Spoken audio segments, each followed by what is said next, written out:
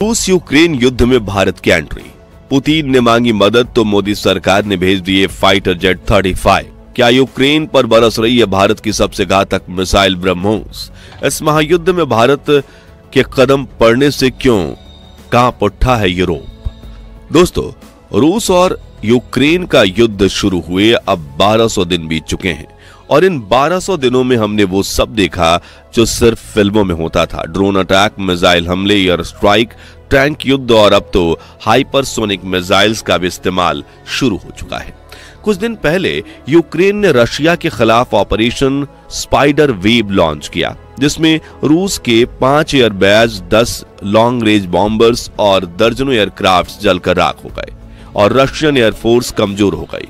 तभी Vladimir Putin ने अपने दोस्त भारत को फोन लगाकर डायरेक्ट मिलिट्री हेल्प मांगी और मोदी सरकार ने बिना कोई सवाल किए 35 फाइटर जेट्स को रूस के लिए रवाना कर दिया और कुछ ऐसे सीक्रेट वेपन भेजे जिसके तुरंत बाद व्लादिमीर पुतिन ने यूक्रेन पर 500 ड्रोन और मिसाइल्स छोड़कर ऐसा बर्बर जवाबी हमला किया जिससे नाटो, यूरोपियन यूनियन और अमेरिका तीनों के पैरों तले जमीन खिसक गई।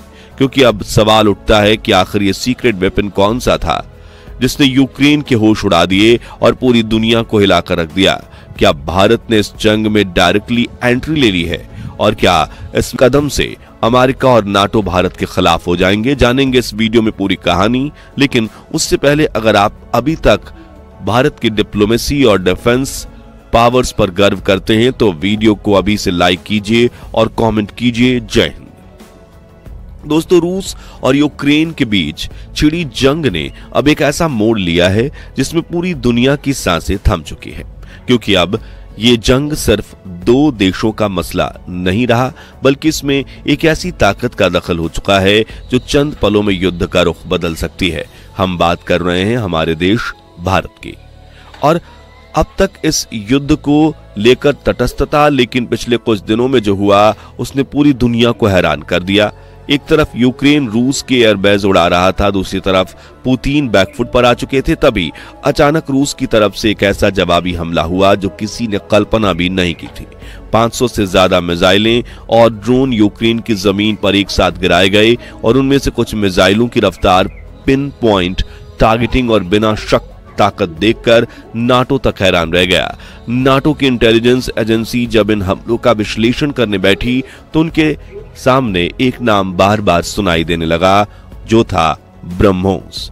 जी हाँ, वही ब्रह्मोस जिसे इंडियन आर्मी की आन बान और शान कहा जाता है, जो युद्ध के मैदान में दुश्मनों का नामो निशान मिटाने की ताकत रखती है और जिसका नाम सुनते ही अच्छों के पसीने छूट जाते हैं।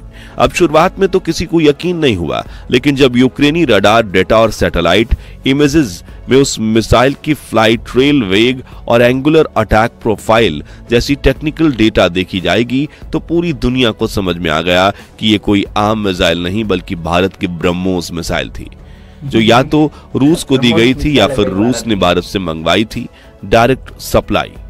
और इस हमले के बाद केवल यूक्रेन ही नहीं बल्कि वाशिंगटन, बर्लिन, पेरिस और लंदन तक डर का माहौल फैल चुका है, क्योंकि सबको पता है कि जिस दिन भारत ने खुलकर किसी भी देश का साथ देना शुरू कर दिया उस दिन युद्ध का पासा पलट जाएगा। और जब भारत ने 35 फाइटर जेट भेजकर साथ ही कुछ सीक्रेट वेपन के नाम पर ऐसे हथियारों की सप्लाई की जो दुनिया के किसी देश के पास नहीं है, तो वो सीक्रेट और कोई नहीं बल्कि ब्रह्मोस हो सकता है, जिसे एक बार लॉन्च कर दिया जाए तो दुश्मन का कोई दाव नहीं चलता। तो क्या वाकई में ब्रह्मोस मिसाइल ही होगी? इसे जानने के लिए हमें इस महायुद्ध के इतिहास के कुछ दिन पीछे जाना होगा, जब रूस से मात खा रहे यूक्रेन ने बहुत प्लानिंग की और नाटो की मदद से रूस के खिलाफ अपना ऑपरेशन स्पाइडर वेव लॉन्च कर दिया, जो इस युद्ध में यूक्रेन के तरफ से किया गया सबसे बड़ा हवाई हमला था। इस हमले में रूस के एयरबेस तबाह हो गए, एयरक्राफ्ट तबाह हो गए, इमारतें धाराशायी होने लगी और ऐसा लगा मानो इस युद्ध में यूक्रेन ने बाजी मार ली। लेकिन फिर रूस ने अपने उस हथियार को बाहर निकाला जो भारत की देन था और सिर्फ एक हथियार ने रूस यूक्रेन युद्ध का रुख ही बदल दिया और ये हथियार था ब्रह्मोस मिसाइल। दरअसल 21वीं सदी की शुरुआत में भारत और रूस ने डिफेंस पार्टनरशिप करके ब्रह्मोस मिसाइल बनाई थी। जी हां, करीब 4 साल तक चले। इस प्रोग्राम में भारत की शान DRDO और रूस की NPOM एजेंसी ने मिलकर ब्रह्मोस मिसाइल को डिजाइन और डेवलप किया था, लेकिन खुद रूस ने यह माना था कि इस प्रोजेक्ट में उसने सिर्फ मटेरियल मुहैया करवाया है, बाकी दिमाग तो भारत ने ही लगाया है। ऐसे में इस मिसाइल टेक्नोलॉजी में भारत का 50.5% शेयर है, जबकि रूस का 49.5%। और ऐसे ही जैसे साल 2002 में ब्रह्मोस बनकर तैयार हुई और उसकी टेस्टिंग बेहद सफल रही, तभी रूस ने ब्रह्मोस की टेक्नोलॉजी डिट्टो कॉपी करते हुए अपनी P-800 मिसाइल बना ली और अब उसी ब्रह्मोस का इस्तेमाल युद्ध में किया गया। जी हाँ, रूस ने जैसे ही अपने ब्रह्मोस स्टॉक को सक्रिय किया, फिर जो हुआ उसने पूरी दुनिया को हिलाकर रख दिया।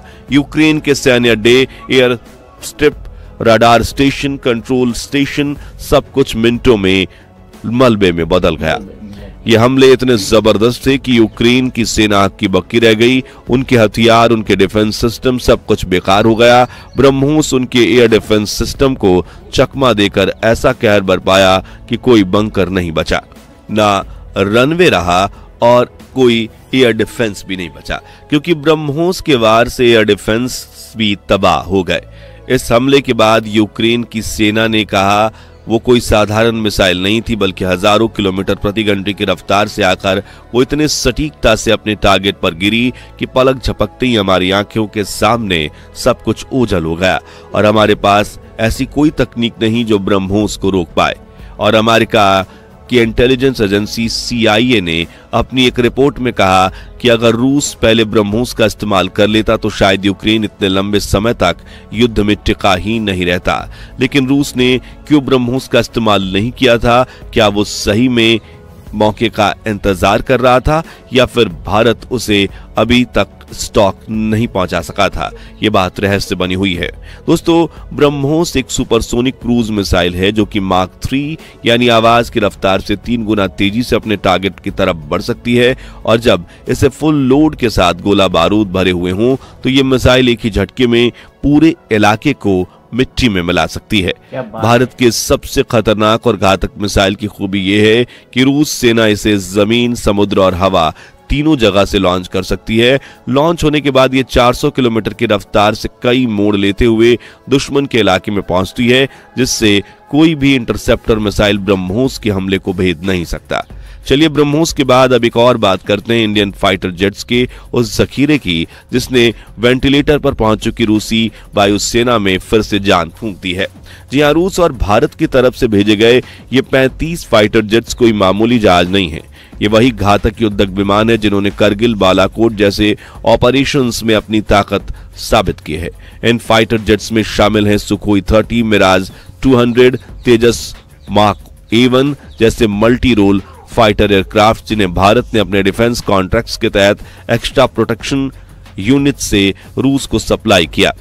इस फाइटर जेट्स की सबसे बड़ी खूबी है हाई एल्टीट्यूड से ऑपरेट करना, लंबी दूरी तक टारगेट करना और बियॉन्ड विजुअल रेंज मिसाइल्स को दागने की ताकत। ये फाइटर जेट्स भारत की ब्रह्मोस सुपरसोनिक मिसाइल, अस्त्रेयर मिसाइल टू एयर और रूसी वायुसेना की हर एक मिसाइल को भी ले जाने में सक्षम है।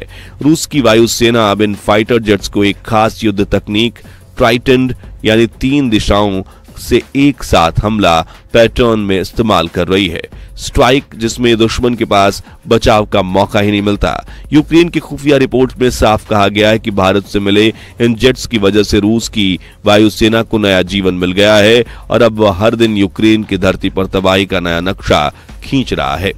नतीजा ये हुआ कि अब अमेरिका, नाटो और यूरोपीय देश गहरी चिंता में हैं, क्योंकि उन्हें अब समझ आने लगा है कि भारत सिर्फ दोस्त नहीं, युद्ध की गति को बदलने वाला प्लेयर भी बन चुका है। हालांकि अब तक भारत ने इस युद्ध में डायरेक्ट एंट्री नहीं ली है और इंटरनेशनल कमेटी जैसे कि United nation security council Bharat को ऐसा करने से रोकने में लगी हुई है।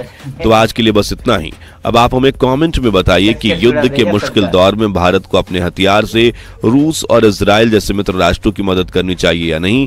इस वीडियो को जितना हो सके लाइक और शेयर कीजिए ताकि भारत की ताकत की झलक दुनिया भी देखे। उम्मीद करते हैं कि लाइक्स 1000 तक पहुंच जाएंगी और ऐसे ही लेटेस्ट खबरों के लिए हमारे चैनल को सब्सक्राइब करके पास वाली घंटी जरूर बजा दीजिए। जय हिंद, जय भारत।